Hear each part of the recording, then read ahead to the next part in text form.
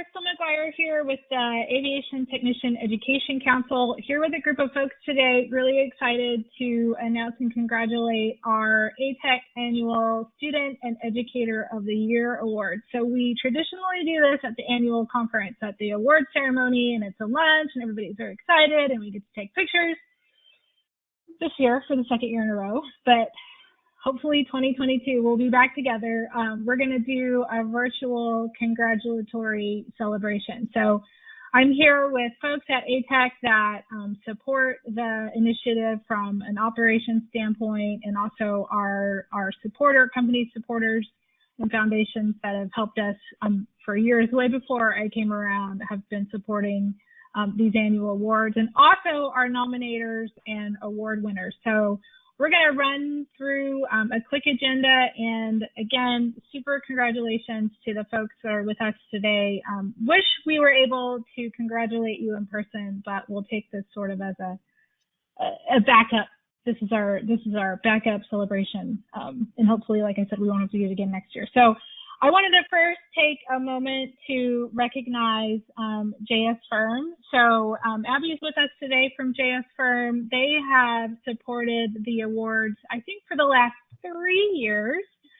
We introduced a cash award, which JS Firm has been able to contribute to the winners. So if they haven't already, Tara will get those processed and out. That won't be virtual, right?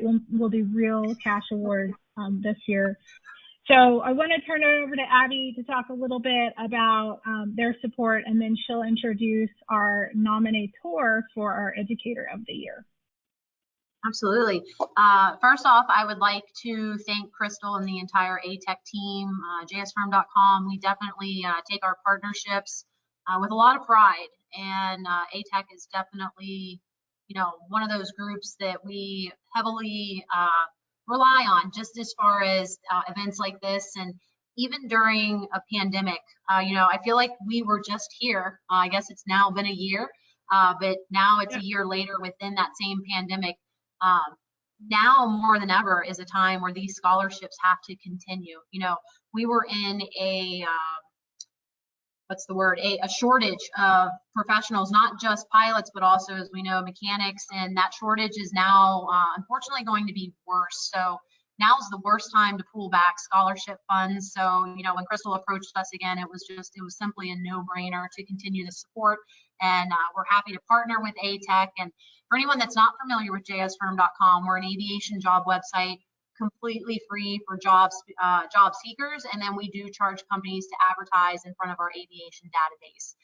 So anyone that is looking for a job or looking to hire people, we are the place to go to. 22 years, and we've enjoyed working with Crystal and her team. And at this point, I would like to introduce Terry Hunt, who is the nominator, and he is going to talk about the winner for, I believe, for the Educator of the Year. Yeah, well, good afternoon. I am super happy to be with you all today. So greetings, colleagues. And I wanted to, a shout out for all that ATEC has done through the years. I was just counting up on my fingers and toes the other day, and this will be my 35th year in aviation education at the collegiate level. Over half of that training aviation maintenance technicians, and I've always enjoyed the support of ATEC, that voice at the right places, that dedication to professionalism. And so thank you, ATEC, for all that you do. It's an honor for me to be here, and an honor for me to be able to introduce the Aviation Maintenance Educator of the Year.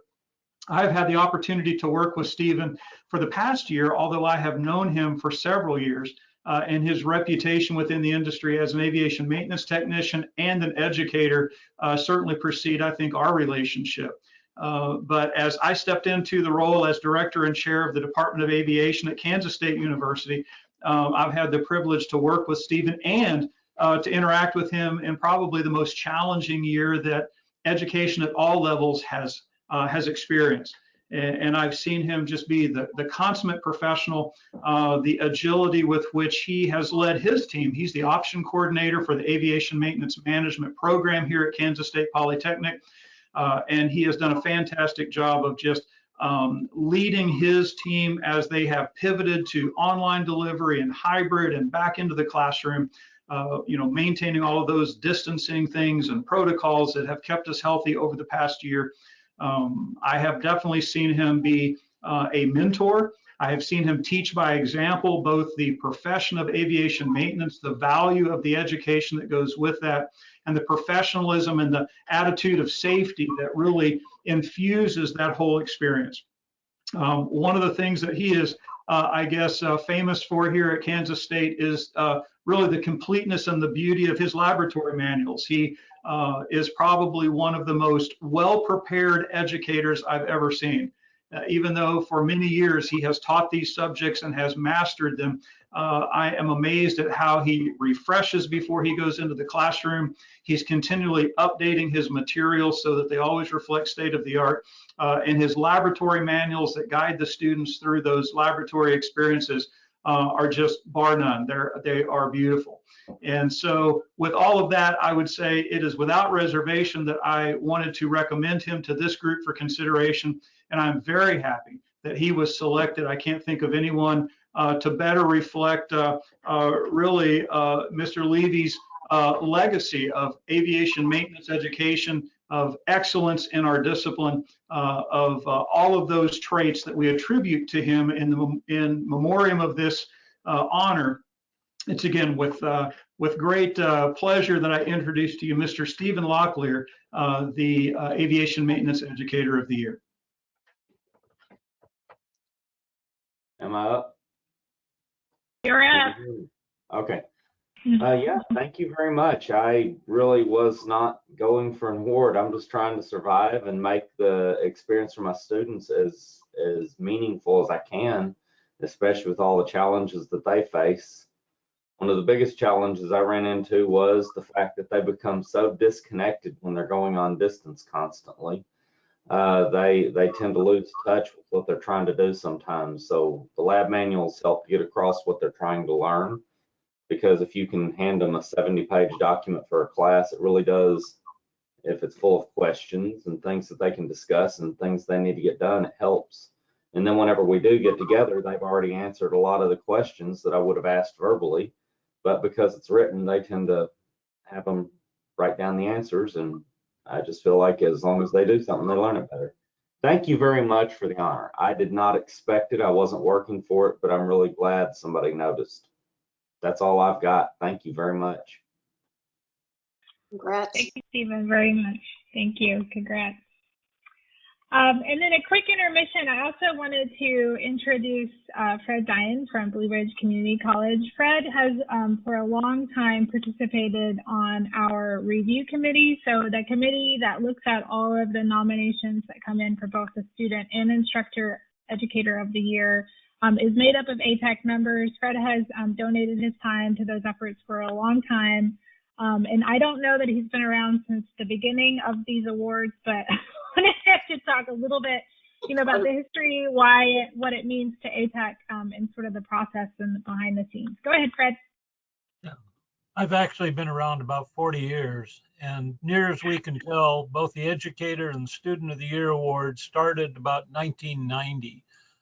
And the Student of the Year award was in honor of James Rardon, a professor at Purdue University who passed away, but was very involved with students. And it's in his honor that we have the Student of the Year award. And it's always an intense, unbelievable competition between the students that are recommended for this award. And it's very, very difficult. It actually goes through two committees, both the Student of the Year award and the Faculty of the Year award. They go through a ATEC committee, and then from there, they're passed on to another committee that takes a look at it and picks from the top three that the ATEC committee has selected. And the Educator of the Year award was named after Ivan D. Livi, one of the founders of the Aviation Technician Education Council. And he was a longtime educator at Pittsburgh Institute of Technology and a real giant of the industry. So Stephen, you join a very select group of educators that have not only won this award, but have gone on to make significant contributions to aviation education throughout the nation. With that, I'll pass it back to Crystal. Thank you, Fred. I want to next introduce Kathy Landry with the Northrop Rice Foundation. So Northrop Rice has, for a long time, probably since its inception, you guys actually probably founded the award for all I know, has supported the Student of the Years. They have historically gotten the student to the annual conference to be able to accept their award in person. So really appreciative of that. So Kathy, I'll turn it over to you. Okay. I'm Kathy Landry. I've been with the foundation pretty much since its inception in 1994. It goes back to what Fred was saying too, that the Northrop Rice Foundation was developed or designed, I guess, to continue supporting education in aviation maintenance on the nonprofit side. And we initially started with scholarships, and just like Fred indicated, James Rardon was one of the initial educators. Ivan Livi also. Both of them were members of the Northrop Foundation board. I think James for a short period of time before he passed away. But I know that we've been doing this particular Student of the Year award after James since at least 2000, if not earlier. My records may not go back any further than that, or at least they won't be digitally, but maybe in a box somewhere. But the whole intent behind this was to honor and recognize a student within the community, the education field, or getting their education, that exemplifies what we want to see in professionalism in aviation maintenance. It's a special honor to see a female get it also. We always like to see that.